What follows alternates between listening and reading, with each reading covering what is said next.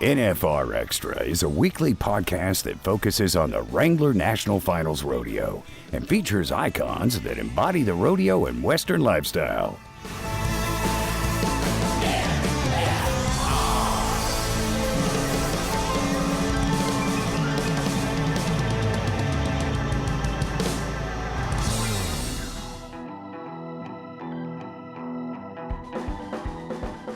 So we just went, well, somebody's got to, stand the line, fight the fight a little bit and speak up, Of course, my daughter started teasing me about it. They're like, so you're like the Lorax, like I speak for the trees? And I'm like, no.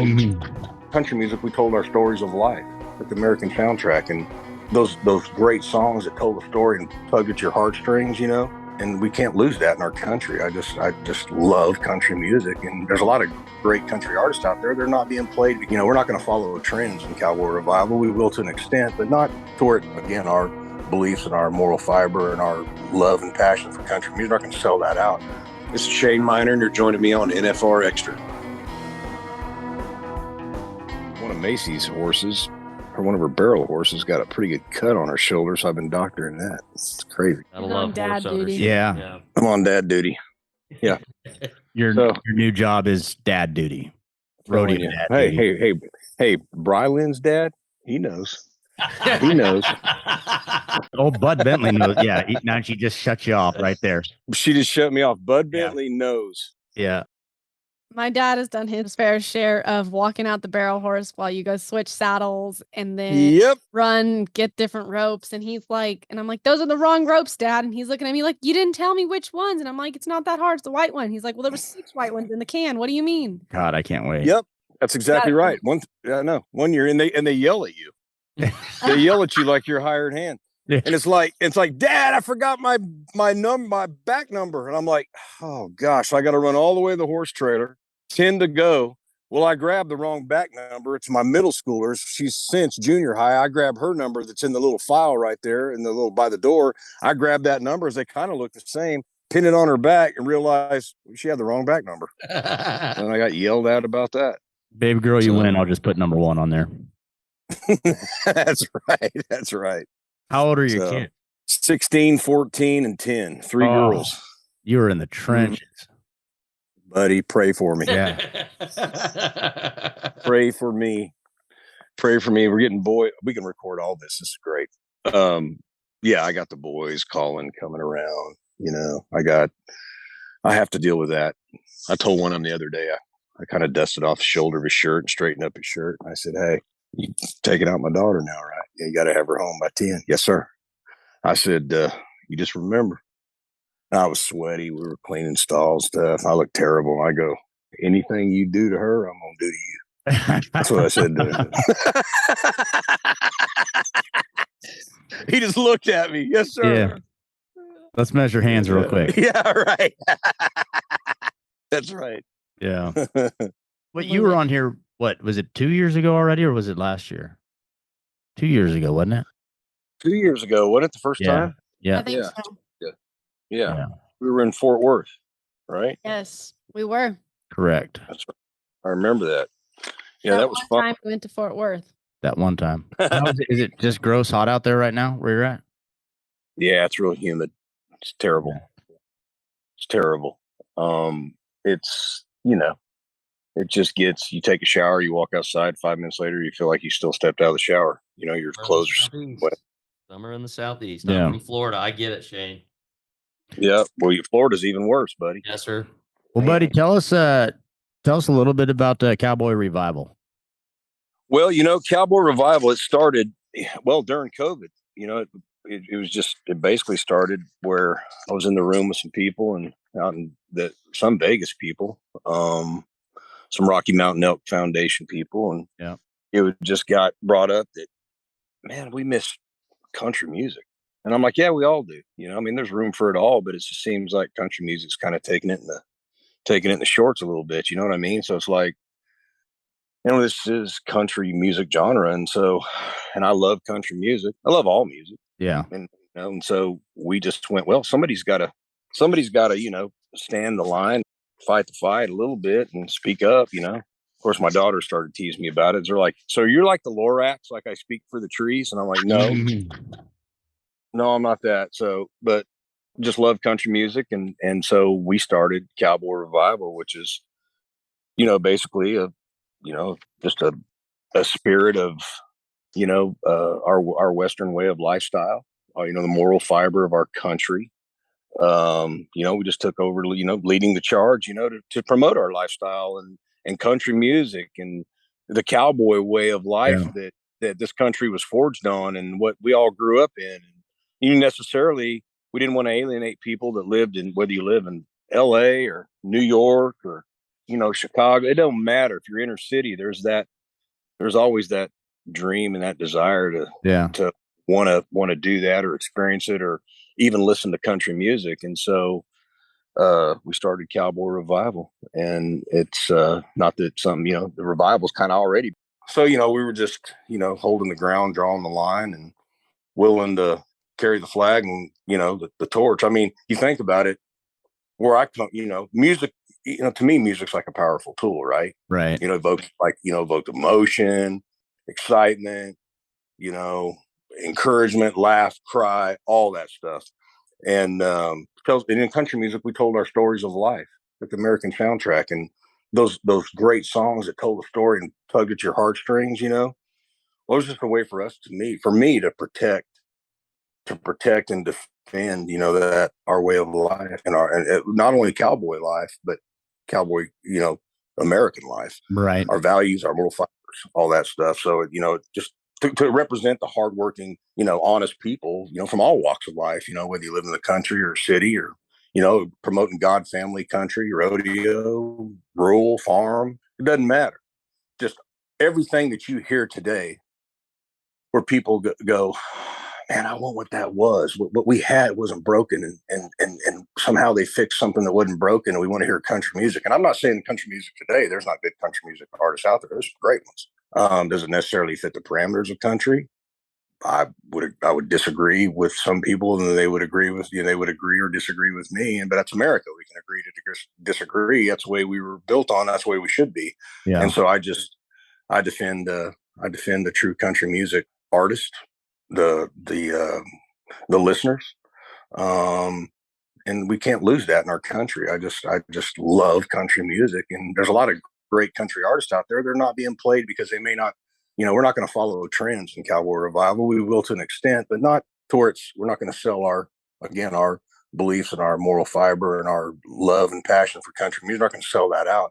So there are some people, some artists that are too country to be played today, which I don't understand too country for country music. but I never have. But we're giving them a platform to be heard. That's why you're seeing the kids today. That's why you're seeing so many kids today streaming red dirt country out of Texas. It's great. A lot of that is awesome. Right. Those guys aren't getting played on the radio, right? Maybe in Texas, right? Sure. Yeah. But they should be. And I agree, because that's real music about things that are happening in life. But back to the Cowboy Revival side. So three of us are usually running around during the Junior World Finals, but we did want to know, like, what do you have in store for 2022 at the Cowboy Channel Cowboy Christmas during the Cowboy Revival? Like, what sort of acts will fans be able to see, or what type of experiences do you have in line? Man, we got a cool lineup. I mean, we got like Easton Corbin, all over the road. Oh yeah, Easton's coming. Yeah, Florida boy. Than that. Florida boy. That's right. He is a Florida boy. We got Glenn Templeton. Guy sounds exactly like Conway Twitty. Yes, I love some Conway Twitty, but the guy's great. And then we got on the day show, we got Lainey Wilson. We all know Lainey Wilson. Yeah. Things a man ought to know. She's got a song out now, Heart Like a Truck. She's just got on the fifth season of Yellowstone. She's on Yellowstone. Awesome. So she'll be there. Dylan Carmichael, the new guy. I always hear kids cranking his songs called Big Truck, and he's a great singer, great guy. He's going to be there. He's never been there before. Another new guy is Dan Smalley, great country act out of Nashville, originally from Louisiana. Okay. Good country guy. Will Jones, I think we had him there last year at the night show. This guy can make a guitar talk. he came out of the bluegrass world. I think he started playing when he was 4 or 5 years old. And I mean, he's working with some great producer in town and labels. I think he's got a label deal now, and he's just country. He kind of reminds me of a new version of Ricky Skaggs. He's great. He's phenomenal. Okay. Then Wyatt McCubbin, who I think is kind of today's Keith Whitley. Sounds like Keith, great writer. He's awesome. Drake Milligan, he was there last year. He's on America's Got Talent right now. I don't know if he's won it, but I think did he win it or is he's lined up to win it? I don't know. We're hoping he wins it. We're going to talk to him later this afternoon, but I will say he's doing really well. And I think he's in either the second to last round currently or the last round. That's great. And he deserves another great country act, Texas boy. Just wouldn't get a lot of attention because he was too country. Needs to be heard. I'm glad America's Got Talent's picking up on that. I mean, kudos to them because he's awesome. Yeah. And a great guy. Joe Nichols, guys. Joe Nichols. He's going to be on today's show. So Joe's had a bunch of hits, and a new guy that I absolutely love is Heath Sanders. Did you guys get to catch him at all last year? A little bit? No, sir. I don't know if he was at the Virgin last night. That's right. This guy, look him up. This guy, he just hasn't had the right song yet. He's still out there on the road. He's one of the hardest working guys I know, but he's fixing. There's big things coming his way. I'm probably not at liberty to talk about it, but he's coming up, and he is what he is. This guy worked in the oil fields in Arkansas and released he just did a YouTube thing one time on the Chris Stapleton, George Jones song, Tennessee Whiskey. Mm-hmm. Bam, it blew up. And all of a sudden Nashville's calling him. So he laid down the hammer and came here and picked up his guitar. And one of the best singers around. He'll blow you. I mean, that guy he'll sing Shenandoah stuff, his own stuff. He does Faithfully by Journey acoustically and makes it country and makes it his, and does it I think in the same key that they did in Journey, that Steve Perry did. I mean, the guy can sing his rear end off, and I love him. He's a great guy. He's just a red, white, and blue blue collar worker, and he's just a stud. Great guy. He's going to be there. And that's, there'll be some other people show up, that was there. I think Jenna LeMaster May. I think she's coming through. You never know. Last year at that day show, Kix Brooks showed up from Brooks and Dunn. So I know we got one guy showing up for sure, and another one for sure. But it's just going to be really awesome. You're going to be surprised. I'm talking A-lister acts, big acts. Awesome. Just going to show up and go. Where I got two questions for you. First is, since like Andy said, we're always running around, where exactly is Cowboy Revival at where people can go and watch all this? Well, it's where the Cowboy Christmas is. Okay. And right there at the live stage.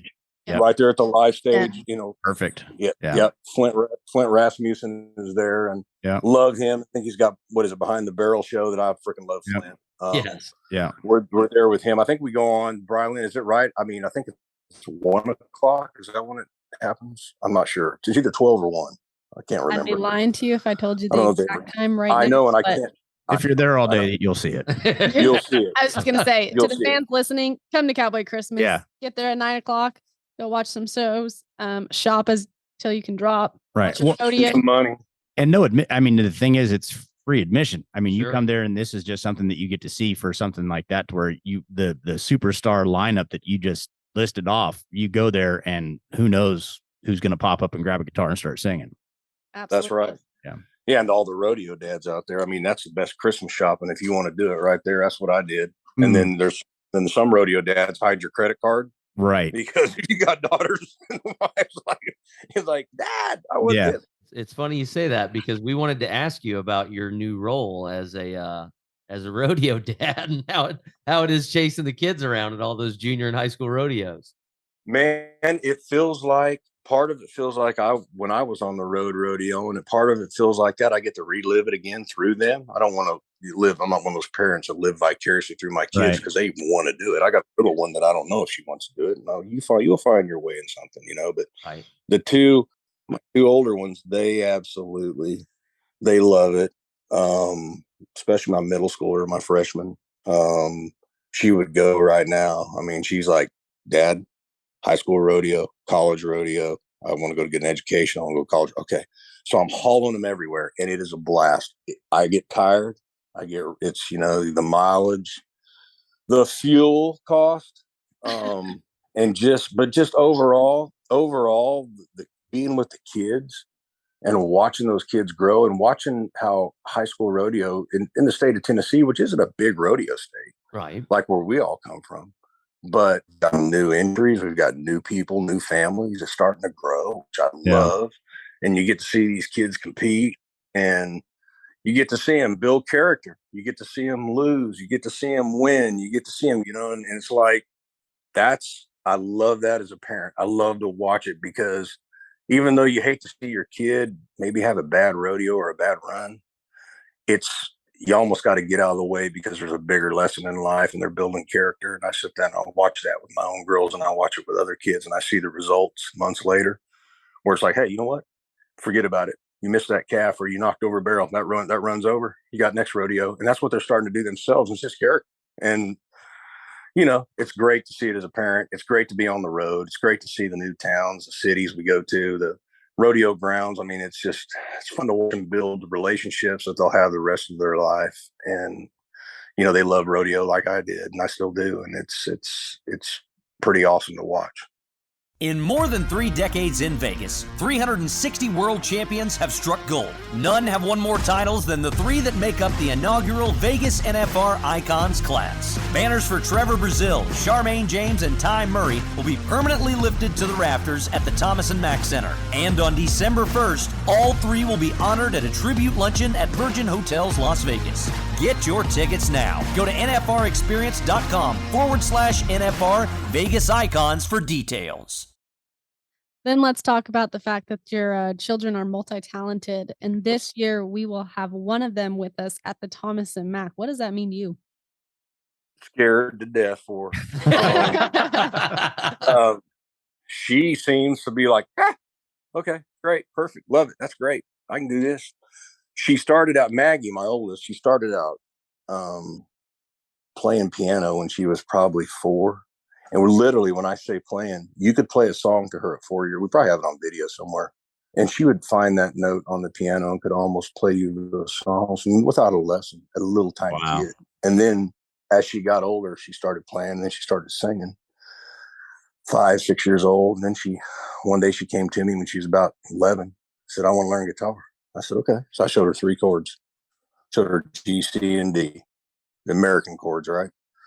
So a couple months later, I hear her, and she's found scales on the internet, and I hear her singing these songs.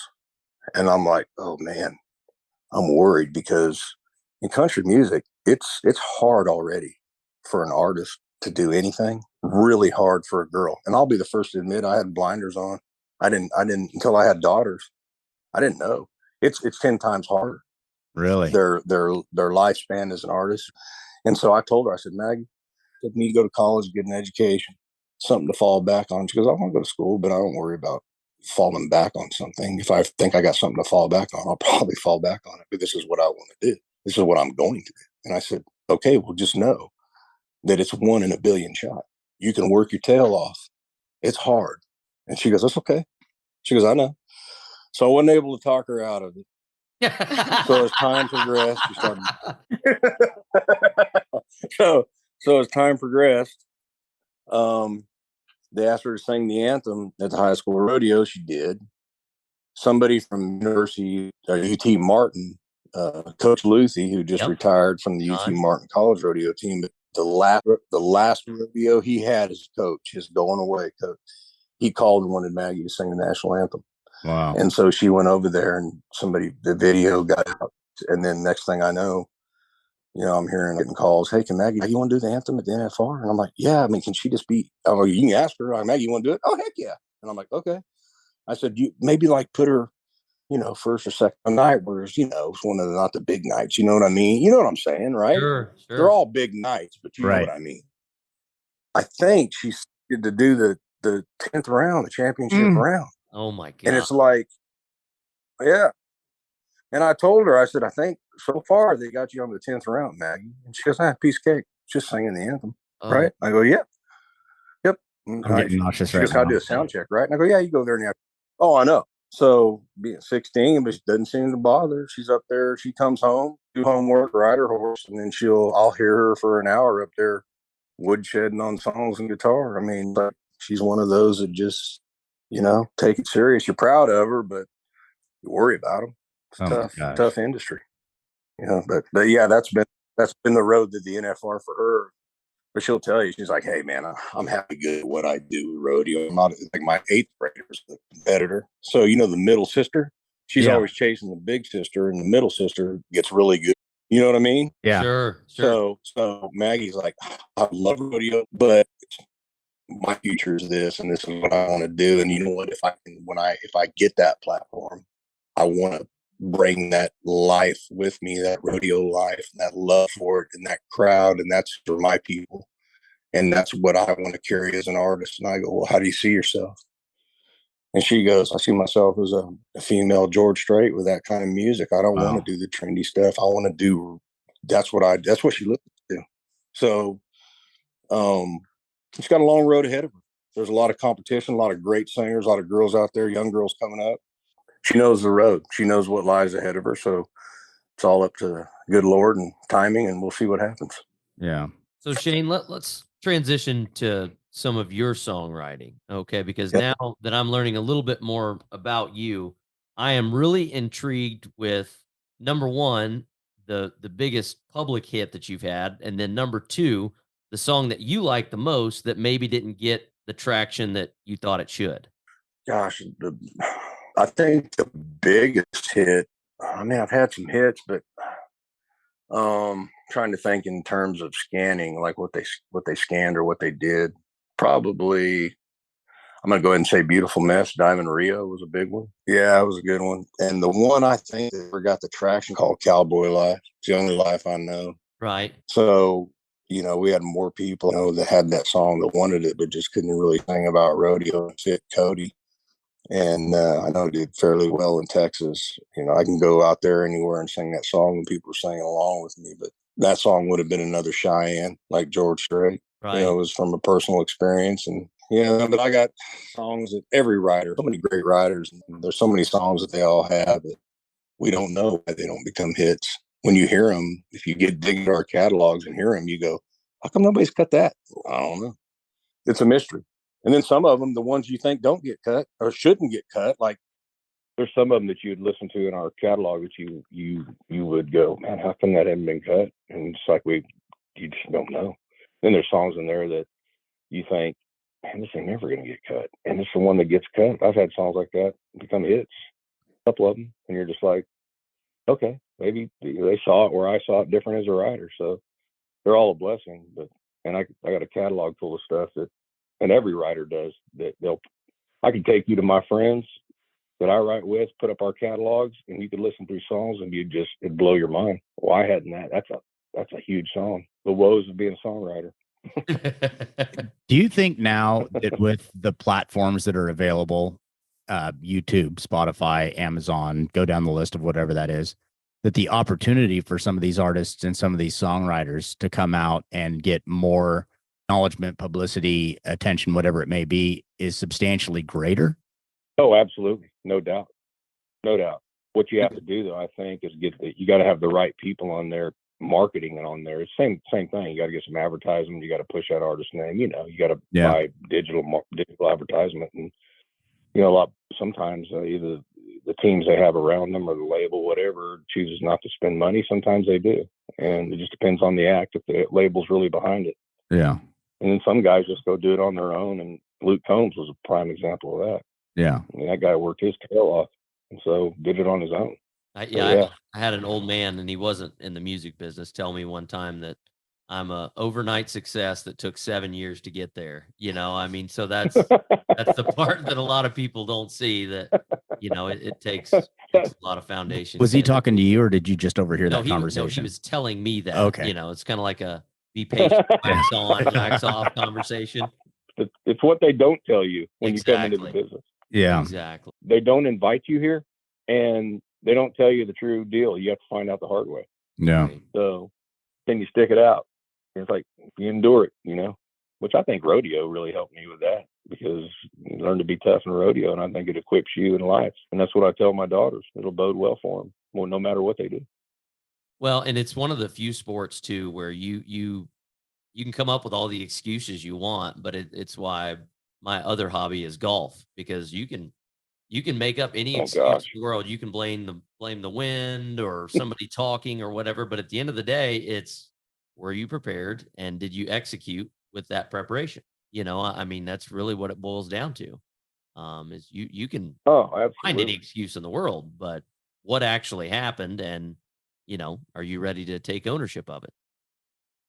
That's right. That's a mentally challenging game. Yeah. Very, very much so. Yes. That's a mind bender. Yes. I've seen a few guys hurl some 9-irons. Yeah. I've seen it. Were you watching us last night? Because we stopped right before I started killing the bunnies on the course and breaking clubs. Yeah. Steve has become a professional ball loser. Exceptionally good at it. Very good. Shank and Goddard is what they call it.